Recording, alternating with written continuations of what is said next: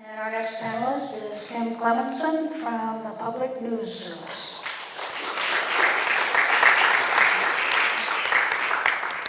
So how many people in here have ever heard of Public News Service? This is amazing. Usually when I come to speak, people do not know who we are. And in a way that is very purposeful. So we are a 37-state independent media outlet.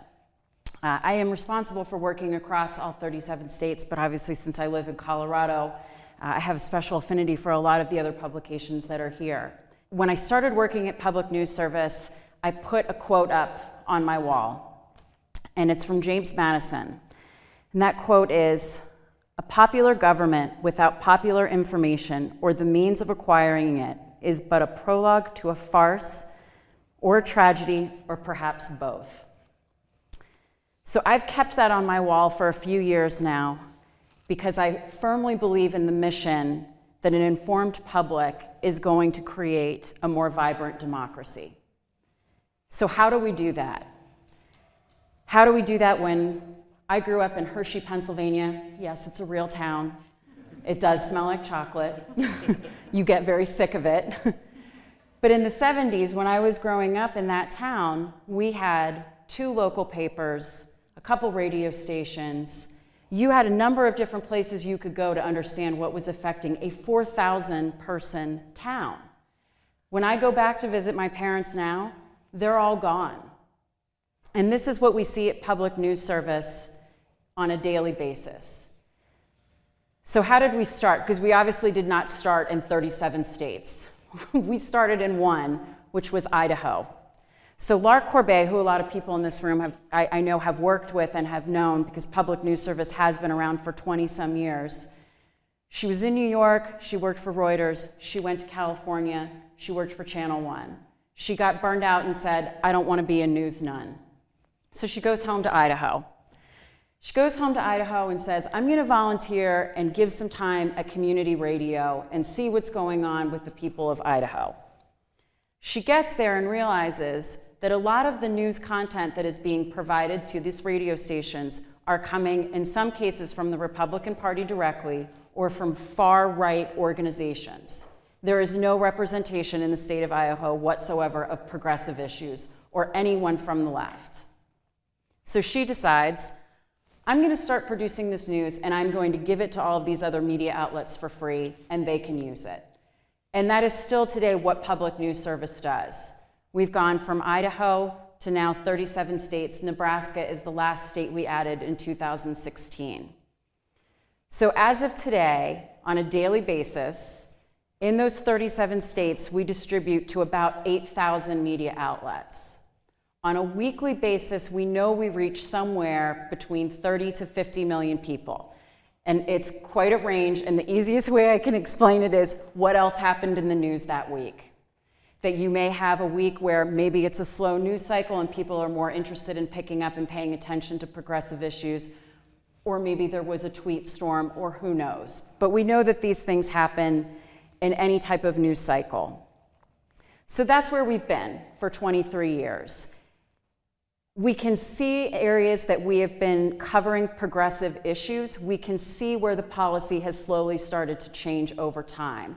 We try to track that information as best we can. I hope that we're going to continue to work in the medium of audio. I think I saw in Inside Radio this week, they released their latest data, and it said that 95% of Americans still consume their news through some form of audio. So either you're still tuning into your radio, you're getting it off of your phone. My theory is that we're Americans and we multitask. So we want to listen to the news still in our car. You want to say, "Hey Google, play me the news today," because you want to do 5 other things while you're still listening to the news. And that's okay. We're still going to all be here to try to perform to that platform as best we can. In the last couple years, so that's where Public News Service has been. Where things have gotten particularly interesting for me and my job with Public News Service is when we started looking more so when the election was happening, and we saw, and I don't know how many people are familiar with Yes Magazine, and Sarah Hargrave wrote a book She got in a Winnebago and she drove across the country and started predicting the election long before anybody else did. And what she wrote about was that there are pockets of our country where progressive issues just aren't heard. And she said, this is what's going to happen in the election. And she was right, because she knew that the issues that voters needed to hear about just weren't reaching them. So at Public News Service, we started thinking about this. If you live in rural Iowa and you have no newspapers left and you have maybe 1 or 2 radio stations that have been bought and purchased by someone else, where do you even hear about a progressive issue? Do you tune into MSNBC on your cable? Is that really going to win you over on what a progressive issue is or why you should care about it? So we started looking at who else was out there that was covering progressive issues in a way that we could make it accessible. So some of the places that I've worked over the last 5 years: Mother Jones, Yes Magazine, Rewire Magazine, a lot of digital, not necessarily newspaper. I've also worked with small organizations like Latino Rebels. I've worked with Eddie Conway, who does Rattle the Bars, and We Act Radio out of Baltimore. So these are people on the ground, hyper-local to what their community is, and they have no way to distribute it past where they are. So we started taking these large investigative pieces that they were doing, and how can we, through some type of editorial process and still giving attribution where it belongs, of course, how do you make it accessible to a person in Iowa? The word that we use consistently is the echo chamber. I know for me, it's easy to fall into reporting on something when you're hearing back from your audience, yes, yes, yes, this is what we want to hear. I'm only reinforcing what you already know. What I want to do is, how do I reach the person who's never heard it, who doesn't have accessibility to it? And how do you create healing communications and conversation around it? We've had some success with this. It's the famous, not my favorite F word, my other F word that I use all the time. It comes down to funding. It costs money to work with large investigative pieces and make them smaller and accessible down to a series of minute 30 bites while you're still maintaining editorial control. I don't know that this is the perfect answer, but it at least to me feels like a step.